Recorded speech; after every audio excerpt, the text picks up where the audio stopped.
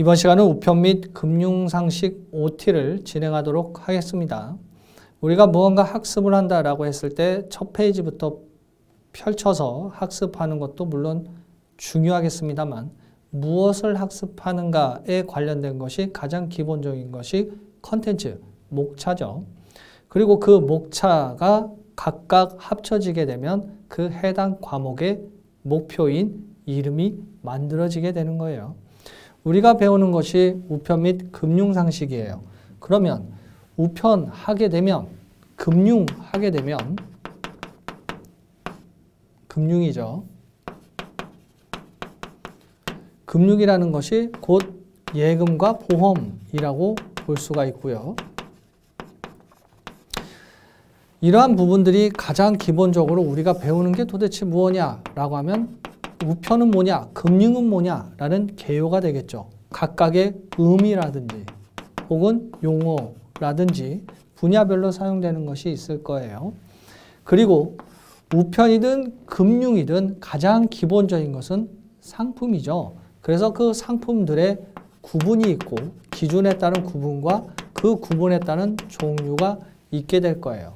그러면 그에 따라서 우편 서비스가 제공이 되거나 일반적으로 보내느냐 아니면 등기를 보내냐는 것처럼 구분에 따라서 어떻게 보내는지 결정짓게 돼요. 금융에 있어서도 예금이 거치식이냐 적립식이냐에 따라 구분해서 또 볼 수가 있잖아요. 그렇게 된다면 우리는 업무를 수행하는 데 있어서는 어떻게 업무를 수행할 수 있는가, 또 업무의 기준은 무엇인가 라는 부분들을 알 수가 있게 되는 거예요. 또한 금융이든 우편이든 가장 기본적인 것이 무엇이에요? 우체국 국가가 경영하고 그에 관련돼서 수월하게 용이하게 업무가 수행이 될 수 있도록 하기 위해서는 관련 법규가 있겠죠. 그래서 우편 같은 경우에는 국내에서 우편 서비스도 제공되지만 국제적으로도 일어나기 때문에 국제협약이라는 것이 존재해요. 그리고 그에 관련된 각각의 국내 법과 규칙이 있겠죠. 법률이 있을 거예요. 그래서 그 법률은 어떤 것들이 있고 무엇을 이야기하고자 하는가라는 부분들은 잘 알고 계셔야 되겠죠.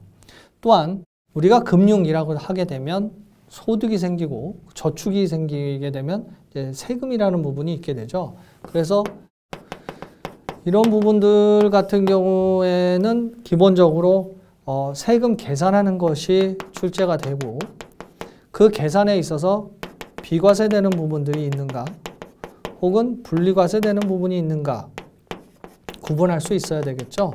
그래서 우리가 어떤 상품들을 기준으로 어떤 혜택들을 가지고 계산을 했을 때 세금에 산정되는 금액은 얼마가 나올 것인가 라는 부분들을 가끔 이제 출제가 되잖아요. 이제 그런 부분들을 계산할 수 있어야 될 거예요. 여러 가지 이제 각각의 카테고리들이 있는데 크게 보자면 이렇게 구분할 수가 있고 이러한 부분들 중에 출제 빈도가 높은 것을 각각 기록하면서 노트에 정리를 하시게 되면 학습하시는 거에 있어서 큰 도움이 되시겠죠. 그래서 이러한 부분들을 감안하셔서 학습하시게 된다면 여러분들이 목표해 두신 그 각각의 목표가 충분히 달성될 수 있으실 거예요. OT 수강하시느라 수고 많으셨습니다.